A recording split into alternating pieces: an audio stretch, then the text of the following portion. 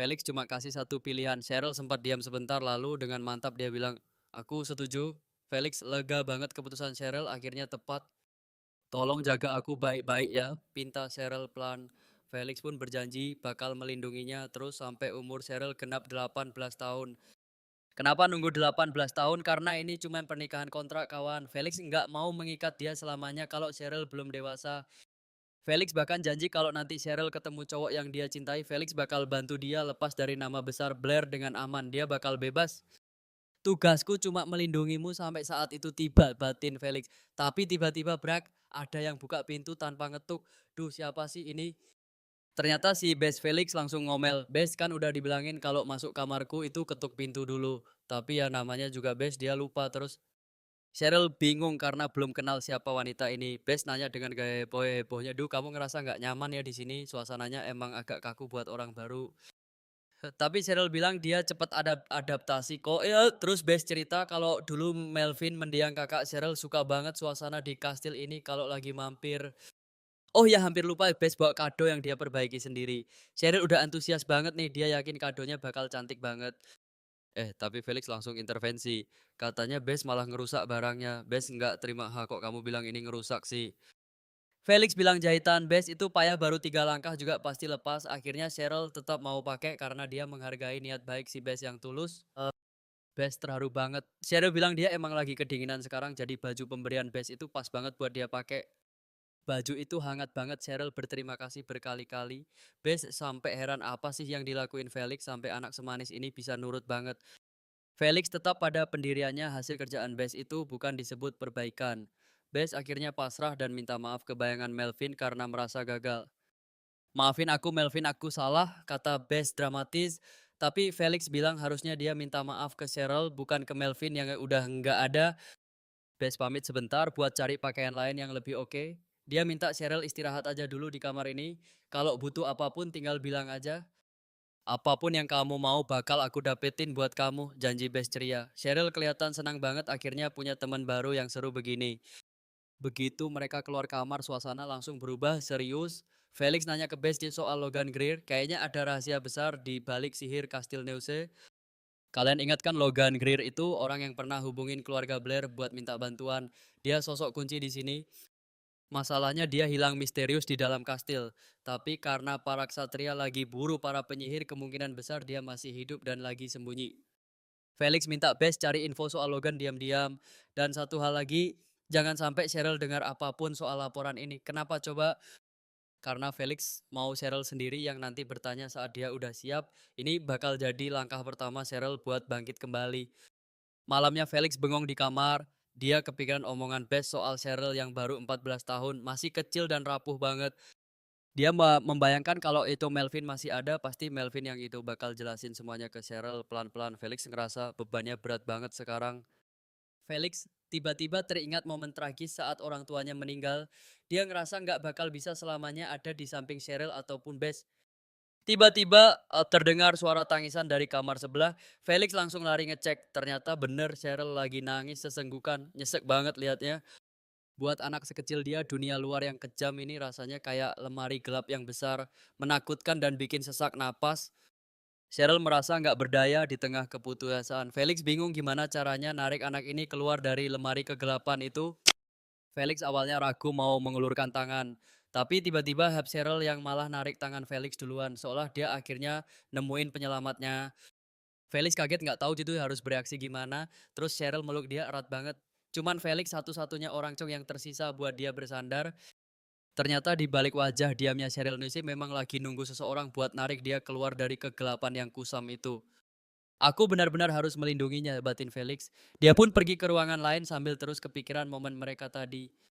"Aku Felix Blair," dia terus meyakinkan dirinya, tapi pas dia lihat lagi Cheryl kelihatan kayak orang yang benar-benar hancur mentalnya. Pikirannya seolah berhenti di satu titik, yaitu pesan terakhir Melvin, "Jangan percaya siapapun kecuali Felix Blair. Cuman itu pegangan hidupnya." Felix ngetuk pintu kamar Cheryl lagi. Cheryl menyambutnya dengan ramah. Dia suka banget sama baju baru yang dibawain Felix buat dia. "Model lengannya cantik banget, makasih ya Tuan," katanya. Felix lega, seenggaknya Cheryl bisa tersenyum sedikit hari ini. Felix juga bawain sepatu yang ada di kastil.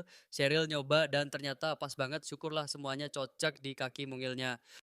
Felix ngerasa kondisi Cheryl mulai membaik. Terus Cheryl minta izin, Tuan boleh nggak aku jalan-jalan keliling kastil sebentar? Dia Felix nanya apa dia nggak mau istirahat lagi.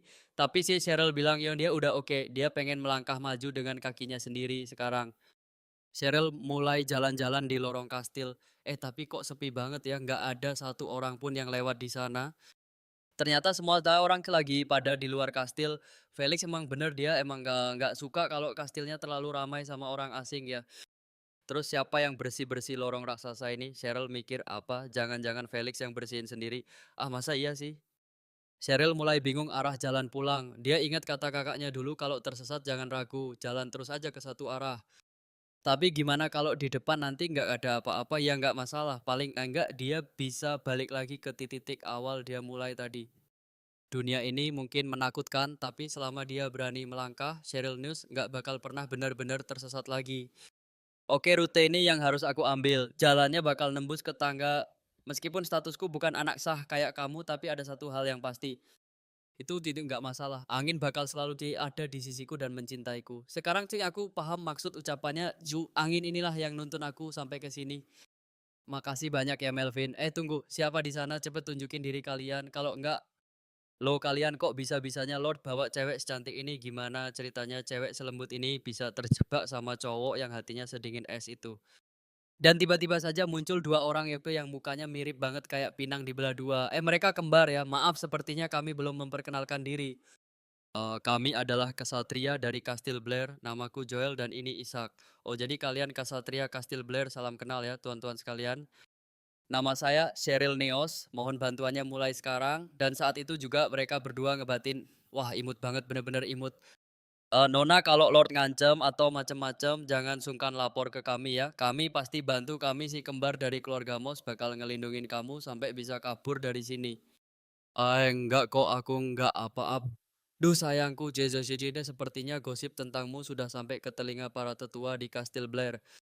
Apa tetua kastil? Jadi gini, para petinggi keluarga Neos itu selalu kumpul bareng kita kalau ada urusan super penting dan masalah pentingnya sekarang kemungkinan besar ada hubungannya sama aku. Ini pasti soal masalah yang serius banget, apalagi para tetua itu biasanya bawa anak-anak cewek mereka.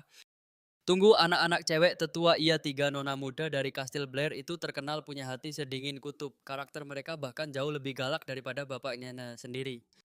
Sekalinya mereka buka mulut tetua yang paling berkuasa pun ini nggak bakal bisa berkutik buat nyetop mereka. Makanya kami ini kumpulan wanita yang cukup ngeri kalau kamu lihat. Tadinya aku nggak mau percaya sebelum lihat sendiri, tapi jelas banget kalau gosip itu beneran. Selamat datang, kami sudah nungguin kalian. Kami tahu sudah saatnya kalian datang menemui kami. Apa kamu sengaja bikin masalah tanpa bilang-bilang ke kami? Kamu pikir kami ini apa? Kamu bahkan nggak diskusi sama sekali soal masalah kecil ini.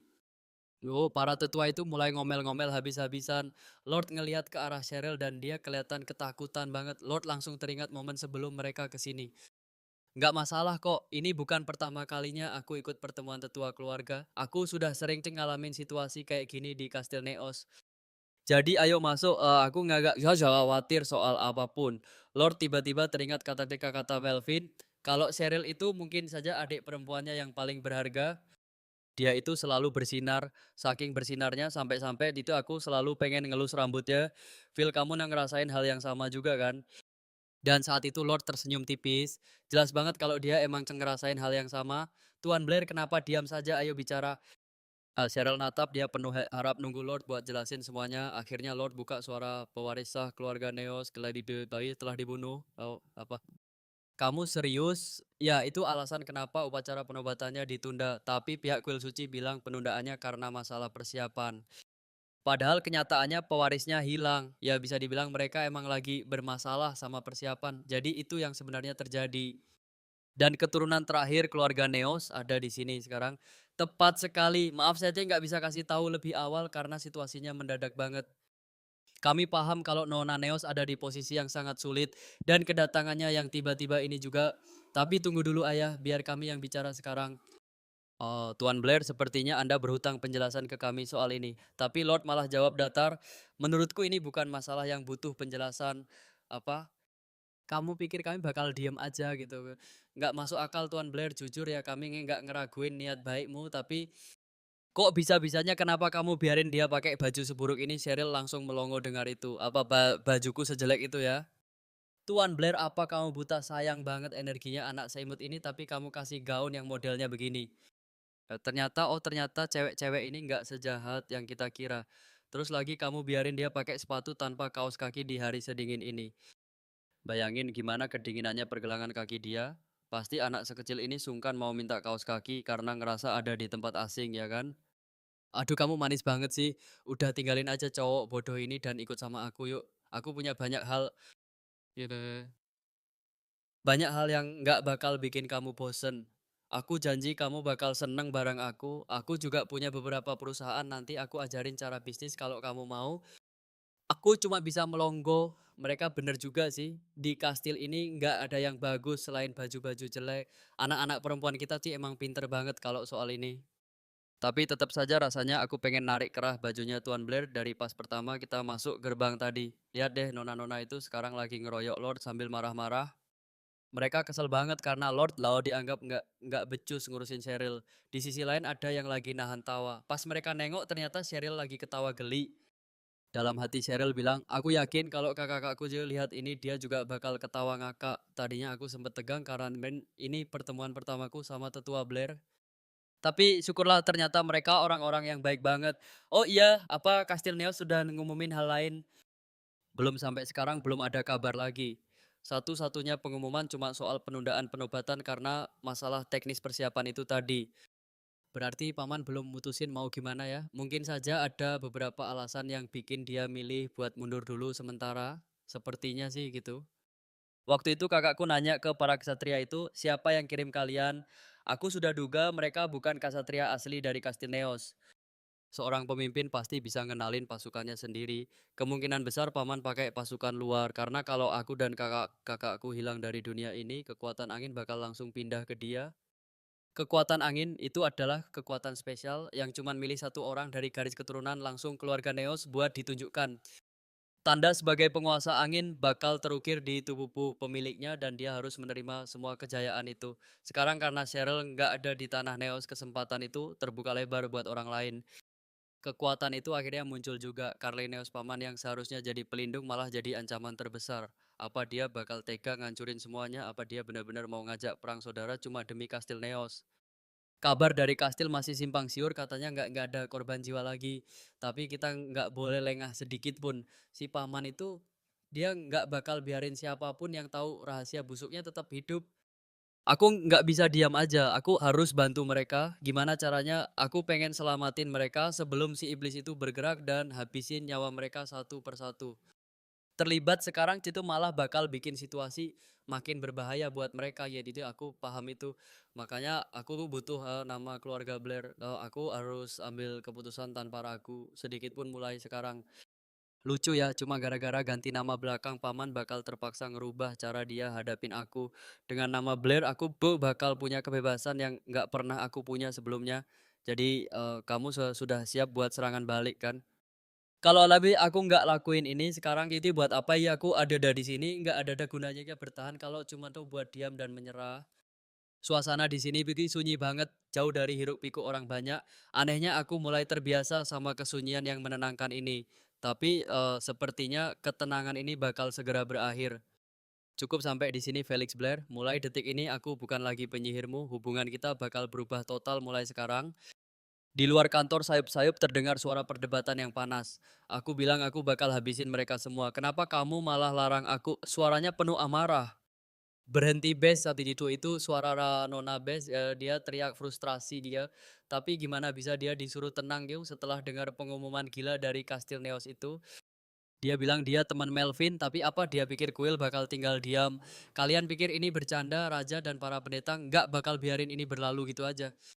Memangnya apa yang bisa mereka lakuin kalau aku bertindak? Kalian pikir aku takut? Enggak, aku enggak takut sama apapun. Mimpi Best Winter itu yang lagi diperjuangin sekarang. Teriak-teriak doang enggak bakal ngerubah apa-apa. Gila, tega-teganya mereka. Gimana bisa mereka umumkan ke publik kalau Melvin bunuh diri?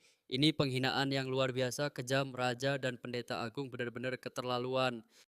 Mereka sengaja bikin skenario itu buat hapus jejak keberadaan Melvin. Mereka bakal buang semua bukti sampai nggak ada lagi orang yang tahu kalau dia pernah hidup di dunia ini. Jahat banget. Kita bahkan nggak bakal bisa kasih dia pemakaman yang layak. Melvin Neos nggak boleh mati dengan nama kotor gara-gara si pengecut Karl Neos itu. Apa kamu beneran nggak peduli sedikit pun sama nasib kakakku? Kamu mau biarin dia mati sia-sia tanpa keadilan? Oke, kalau itu maumu. Tapi jujur kata-kataku pasti bakal nyakitin kamu kalau gitu aku terusin bicara sekarang gitu. Kalau bisa aku biarin kamu bertindak semaumu, cuman aku satu-satunya orang yang bakal tersisa di dunia ini. Kalau kamu memang pengen aku pergi dari hidupmu, ya udah lakuin aja sesukamu. Tiba-tiba dia pergi gitu aja. Pas aku buka pintu, ternyata Cheryl sudah berdiri di sana. Cheryl, kamu sejak kapan di situ? Dia kelihatan hancur banget. Cheryl nggak bisa lagi nahan tangisnya. Dia langsung meluk dan pecah dalam tangis yang pilu banget. Kehilangan kakak itu sudah berat, tapi sekarang mereka malah hancurin reputasi Melvin dengan fitnah bunuh diri itu. Melvin bakal mati dengan dibenci rakyatnya sendiri. Kejam kayaknya Bes akhirnya sadar betapa pahitnya kenyataan soal kematian kakaknya ini. Bes memang tipe orang yang nggak jago nyembunyiin perasaan. Maafin sikap kasarnya penyihirku tadi ya, dia pasti bikin kamu nggak nyaman. Nggak sama sekali nggak kok, malah sebaliknya. Aku senang banget ada orang yang marah demi aku kayak gitu. Lagi pula orang yang jujur sama perasaannya itu bukannya kelihatan sangat manis ya, mereka yang bicara apa adanya itu tulus banget. Sejujurnya Melvin juga pernah bilang itu hal yang sama soal Bes dulu. Ternyata mereka memang punya ikatan yang dalam ya. Iya, tapi kalau Melvin yang dia ngomong jatuhnya malah kayak ngejek yang ngejek. Dia pernah bilang, Bes lucu ya, aku bisa baca semua yang ada di kepala kecilmu itu cuma dari mukamu. Terus Bes langsung panik dan marah karena malu. Apaan sih kamu? Dia benar-benar bertindak impulsif karena salting berat. Lucu banget kalau diingat-ingat. Aku ada di sana pas kejadian itu. Bes sudah jangan cemberut terus. Jadi Bes sebenarnya suka sama kakakku. Kayaknya sih gitu. Dan aku yakin Melvin pun punya perasaan yang sama ke dia. Omong-omong kamu nggak beneran mau kirim Bes ke kastil sendirian kan? Itu bahaya banget. Aku nggak setuju, itu terlalu berisiko buat Nona Bes dan juga buat kamu. Menentang Karineos itu artinya nyari mati. Aku nggak mau kalian semua celaka gara-gara aku. Kalau terjadi sesuatu raja atau pendeta agung mungkin bisa turun tangan. Tapi posisiku beda, aku punya darah Neos yang mengalir di tubuhku. Semua orang tahu itu, jadi kalau aku yang bikin kekacauan di Kastil Neos, hubungan antar keluarga Kastil nggak bakal keganggu. Orang yang harus maju dan tarung itu adalah aku.